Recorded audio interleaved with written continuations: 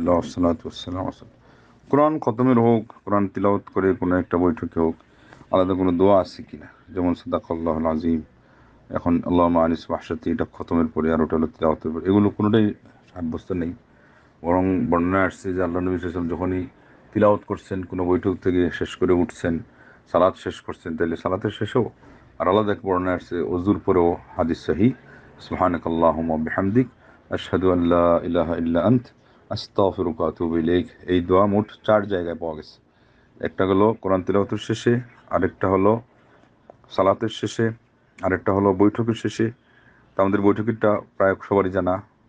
এরপরও কেউ সুবহানাল্লাহ আলহামদুলিল্লাহ বলে শুরু করেন না, সুবহানাকাল্লাহ বিহামদিকে সরাসরি ওখান থেকে সুবহানাল্লাহ বিহামদি শুরু করেন না, আলাদা শব্দ বাড়ানো যাবে না। ওই শব্দ আলাদা হিসেবে জিকির আছে, কিন্তু এটার সাথে যুক্ত করতে গেলে, যেখানে আল্লাহ নবী ঠিক করেছেন, বেদাত হয়ে যাবে যদি কেউ নিয়ম বানিয়ে ফেলে। এখানে নিয়ম বানানো ছাড়াই বেদাত হয়ে যাবে, কারণ আল্লাহ নবী সাল্লাল্লাহু আলাইহি ওয়াসাল্লাম শব্দের মধ্যে এখানে কি করা হচ্ছে, এখানে যুক্ত করা হচ্ছে। তাহলে এখানে সরাসরি সুবহানাকাল্লাহুম্মা ওয়া বিহামদিকা আশহাদু আল্লা ইলাহা ইল্লা আনতা আস্তাগফিরুকা ওয়া আতুবু ইলাইক, এটা 3টা জায়গায় পাইলাম আমরা। আর চতুর্থ জায়গা হলো অজুর পরেও, অজুর পরে আল্লাহুম্মা জাআলনি মিনাত তাওয়াবিন ওয়া জাআলনি মিনাল মুতাতাহহিরিন, সেটাও সনদ শক্তিশালী না। আসমানের দিকে তাকানোটাও শক্তিশালী না, শুধু আশহাদু আল্লাহ বলে যেটা আছে ওইটাই। তো এটা হলো সাব্যস্ত। অতএব ওইটা একদিকে সাব্যস্ত, এটা হলো এখানে যেটা আছে এটাও সাব্যস্ত। তো 4 জায়গায় এটা পড়ার কথা আসছে। তাইলে কোরআনের পরে তিলাওয়াতে হোক, খতমে হোক, আমরা এগুলো দোয়া কোনোটাই পড়বো না।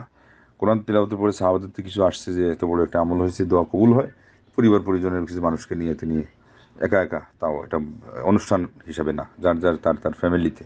যদি কেউ সাহাবীদের ওটাকে ফলো করে, আনাস রাদিয়াল্লাহু করতেন, আরও কিছু আছে, শুধু এতটুকু, এর চেয়ে বেশি এটা কিন্তু ঢালাওভাবে করাও যাবে না। এবং এটা নিয়ে যেখানে আমাদের সমাজে চালু হয়ে গেছে, ওই জায়গায় বরং এটা জানাজানি হোক, এমনভাবে হলে বাদই দিতে হবে। অতএব সব হলো একা একা, এবং নিজের ভাষায় করবে। অন্যান্য দোয়া যেগুলো আছে, রব্বানা আতিনা, ব্যাপক দোয়া আছে, আর অন্যান্য দোয়াগুলো সেগুলো করবে এইভাবে, যেটা বানিয়ে দেওয়া আছে। এটা এটা মানে না বললেও এটা ফিক্সড হয়ে যাচ্ছে, যেন আল্লাহ নবী সাল্লাল্লাহু আলাইহি ওয়াসাল্লাম থেকে অথবা কোরআনে অথবা যেগুলো হবে এটা এইভাবে আসছে, অথচ এইভাবে আসে নাই।